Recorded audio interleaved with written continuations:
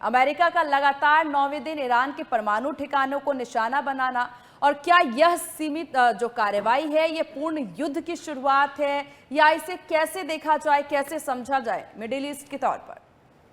सबसे पहले तो जय सिया राम, राधे राधे सीमा बहन और हमारे सभी दर्शकों को नमस्कार, प्रणाम और साधुवाद।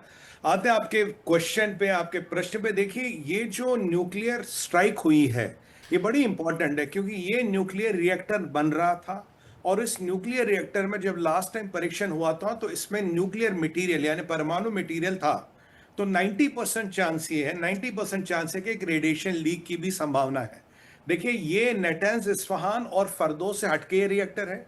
ये बिल्कुल नई चीज बन रही थी और इनका कहना था कि हम इसको पावर जनरेशन के लिए बना रहे हैं, पर ये पावर जनरेशन के लिए नहीं बनता, क्योंकि पावर जनरेशन के लिए उनके पास बुशेयर है, जो रुस्तुम एक रशिया नाम की कंपनी उसको चलाती है और न्यूक्लियर मटेरियल वही लाते हैं, रशियन उन्हें चलाते हैं। बाय द वे वो बुशेयर में, और आजकल वो रिएक्टर भी सीमा जी बंद हुआ पड़ा, क्योंकि उसके आसपास भी, उसकी पेरिफेरी में भी बॉम्बिंग हो गई है। अब ये जो अटैक है, ये एक नया रिएक्टर था जो बन रहा था, टॉप सीक्रेट रिएक्टर था। इस पे अटैक करने का मतलब है रेडिएशन लीक होना, यानी कि अमेरिका ने एक स्टेप, एक आंशिक आपको संकेत दिया है, जो आपके चैनल पे कहता रहा हूं कि पूरी पूरी संभावना नेटांज, इस्फहान, फरदो पे एक और बार अटैक होगा।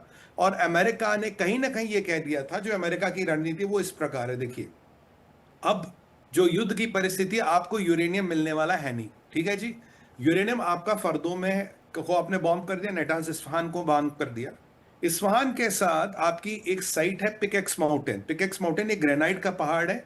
इसके नीचे ये माना जाता है 470 किलो एनरिच यूरेनियम और कुछ और यूरेनियम ईरानियों ने छुपा रखा है, क्योंकि आप ऊपर काफी मजबूत पहाड़ है। उस पर एक दो बार बॉम्बिंग हुई, वो पहाड़ गिरा नहीं गिरा इसको लेके डाउट्स है। अब जो अमेरिका की रणनीति है वो ये है कि क्या हम इस पूरे, फिर इन सारी न्यूक्लियर साइट्स को एक बार फिर निशाना बनाएं, और ये जो पिकेक्स माउंटेन है इसको लेके कोई विशेष प्रबंध करिए। दो चीजें होंगी, अगर पिकेक्स माउंटेन, वो ग्रेनाइट का पहाड़ कोलैप्स कर जाता है, तो आपका यूरेनियम जितना है अंदर वो खत्म हो जाएगा, यानी कि वहां तक कभी कोई आदमी पहुंच ही नहीं सकता।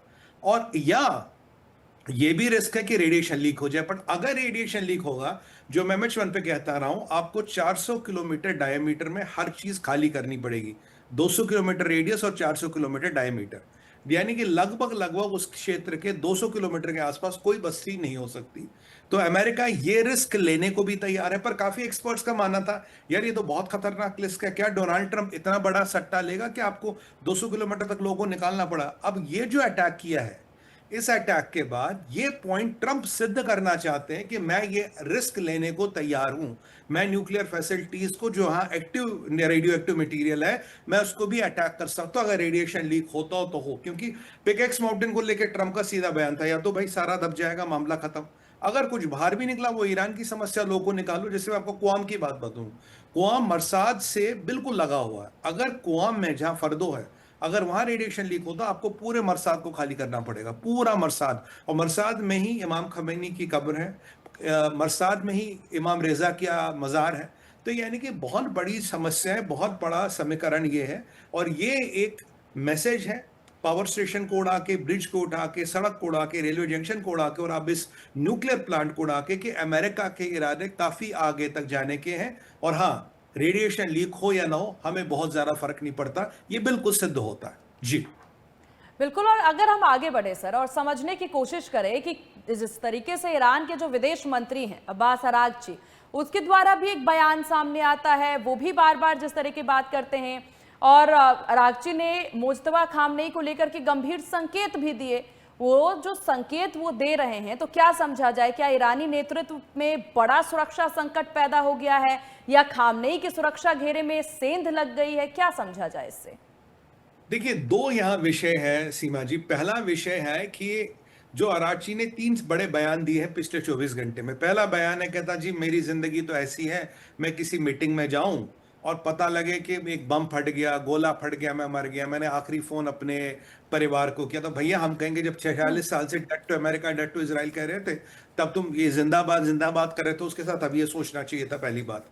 दूसरा, वो स्टेटमेंट देता है, कहता है कि मेरी इज्जत, मेरी साख की बात नहीं है। अगर ईरान के नेशनल इंटरेस्ट के लिए नेगोशिएशन करना पड़े, मैं इन नेगोशिएशन करने को तैयार हूं। देखिए, ये फंडामेंटल चेंज इन ट्रांसिट। 48 घंटे पहले ईरान कह रहा था हमें कोई बात नहीं करनी, हम तो युद्ध करेंगे, गजवाए वो क्या कहते हैं, गजवाए अमेरिका करना आखिरी लड़ाई है, आखिरत तक लड़ेंगे। आज अराची और विदेश मंत्रालय का प्रवक्ता दोनों ही एक बात बोल रहे हैं। तो एक फंडामेंटल यू टर्न है ईरान के स्टैंड को लेके। दूसरी बात है, तीसरी बात, अराची कहते हैं कि भाई जो खमेनी का असैसिनेशन हुआ, मतलब बड़े खमेनी का, अली खमेनी का, या ये तब सुरक्षा के घेरे में चूक नहीं थी। यानी कि किसी, ये नहीं कि तब हम, मतलब इजराइल को पता था इस दिन यहां मीटिंग हो रही, उन्होंने आके बम गिराया। इनफैक्ट उनका इशारा, अगर आप वो पूरा इंटरव्यू पढ़ेंगे, वो कह रहा है कि वो मीटिंग सेट की गई थी। मतलब खमेनी कहाँ होंगे, जनरल कहाँ होंगे, किसी ने कुछ ऐसी व्यवस्था की, सबको एक जगह बुला लिया। जब को सबको एक जगह बुला लिया, इजरायली और अमेरिकन को डेट और टाइम पता था। इजराइल अमेरिका ने पूरी तैयारी की थी। मान लीजिए वो उस दिन 10 बजे है, यहाँ पे सबको बुलाया गया, जनरल्स को, मिलिट्री लीडर्स को, पॉलिटिकल लीडर्स को। इसीलिए पहले झटके में 54 लीडर मर गए थे, इंक्लूडिंग मिलिट्री और पॉलिटिकल लीडर, इंक्लूडिंग खमेनी। तो ये सुरक्षा घेरे में चूक नहीं थी, ये व्यवस्था किसी ने ऐसी की थी। बहुत बड़ा आरोप है। क्या मोसाद का, क्या सीआईए का एजेंट कोई आईआरजीसी के अंदर इतना पावरफुल है, जितने इतने लोगों को इकट्ठा कर लिया, अमेरिका और इजराइल के साथ कोऑर्डिनेट कर लिया, तभी अटैक होता और एक झटके में 54 लीडर मारे जाते हैं? तो ये कह रहे हैं। और सबसे इंपॉर्टेंट चीज, इससे भी बड़ी चीज, वो कह रहे हैं कि मैंने आज तक, इस्माइल अगराची ने, जो विदेश मंत्री है ईरान का, जो चीफ नेगोशिएटर है, कह रहा भाई मैंने तो मुश्तबा खमेनी की शक्ल ही नहीं देखी है। अब आप बताइए, पेजिस्किन ने मुश्तबा खमेनी की शक्ल नहीं देखी, अराची ने मुश्तबा खमेनी की शक्ल नहीं देखी, मुश्तबा खमेनी बाप के फ्यूनरल पे नहीं आता, मुश्तबा खमेनी का वो गत्ते का बोर्ड ले आते हैं। तो सवाल ये है, मुश्तबा खमेनी है कहां, अगर वो अराची से भी नहीं मिले? अराची ईरान का इंटरेस्ट रिप्रेजेंट करता, सबसे बड़ा नेगोशिएटर है, विदेश मंत्री है, पावरफुल आदमी, कह रहा मैंने मुश्तबा की शक्ल नहीं देखी। और सीमा जी, अटकले ये है कि मुश्तबा ईरान में है ही नहीं, या मुश्तबा फोत हो गया। फोत यानी कि मतलब निकल गया। दोनों ही अटकलें गर्म हो रही है कि क्या बात है कि इस्माइल अगराची ने भी मुश्तबा खमेनी की न शक्ल देखी है, न फोटो देखी, न कभी व्यक्तिगत रूप से मिला है। जो हमें फरमान सुना जाता है, मुश्तबा ने ये कह दिया, मुश्तबा का ये आदेश आ गया, मुश्तबा का वो आदेश आ गया। कौन सा आदेश, कैसा आदमी? जब विदेश मंत्री आज तक उससे नहीं मिला, पेजिस्किन उससे नहीं मिला, कहा जाता है कि वाहिदी के कब्जे में है, वाहिदी ने कहीं उसको सुरक्षित रखा, जो आईआरजीसी का हेड है। तो बट अब तक माइनस वाहिदी, मुश्तबा से मिला को, जो सीआईए और मोसाद की रिपोर्ट से मुश्तबा संभवतः मर चुका है, लगता है उसकी तरफ एक इशारा। याद कीजिए, जब खमेनी पे हमला हुआ, अगराची से पूछा गया क्या खमेनी जिंदा है या मर गए? इसने कहा to best of my knowledge वो जिंदा है। मैं उसी दिन समझ गया था खमेनी मर चुका है, क्योंकि ये विदेश मंत्री है, ये नहीं कह सकता टू बेस्ट ऑफ माई, मेरे अंदाजे से वो जिंदा है या मेरे अंदाजे से वो मर गया, क्योंकि आप विदेश मंत्री, आप कोई छोटे मोटे व्यक्ति नहीं है। ठीक उसी तरह से आज ये क्लियरली मना करे, भाई मैं तो मिला ही नहीं, मैं तो जानता ही नहीं मुश्तबा का, मुझे नहीं पता मुश्तबा के वेयरहाउस का, मैं आज तक उससे मिला ही नहीं।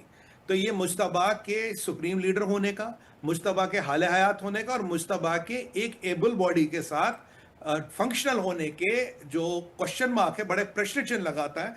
क्या मेरा मानना है कि मुश्तबा परमानेंटली डिकैपेसिटेटेड है, यानी कि शायद शरीर तो शायद कहीं होगा आधा टूटा फूटा, जो भी है, कुछ सांस भी चल रही होगी, पर वो कोई डिसीजन लेने के लिए या कोई सुप्रीम लीडर का दायित्व निभाने के लिए तैयार नहीं है। इसीलिए आईआरजीसी के अंदर इतनी होड़ है। और कहीं ना कहीं जो मैंने पहले आपको 2 पॉइंट बताए, इसका मतलब है अमेरिका की बमबारी, अमेरिका का ब्लॉकेड काम कर रहा है, क्योंकि 48 घंटे में ईरान ने फंडामेंटल पोजीशन बदली है, हम नेगोशिएशन करने को तैयार है। अराची यही भी कहते हैं, अगर नेगोशिएशन से 5% रिजल्ट भी आता है, मैं फिर भी करने को तैयार हूं। मैं तो, हमारी बेबी थी, आई थी पिक्चर, उसका डायलॉग था अक्षय कुमार का, मैंने कहा हिंदी पिक्चरों से प्रभावित है। वो आज ये तक कहने को तैयार है। तो क्या कारण है स्टांस बदल गया? क्या कारण है व्यवस्थाएं बदल गई? क्या कारण है सारे समीकरण बदल गए? क्या रिजीम अंदर से टूट रही है, अमेरिकन बॉम्बिंग काम कर रही है, या एक अल्टीमेट खतरा दिख रहा है? कुछ भी हो सकता है। जी।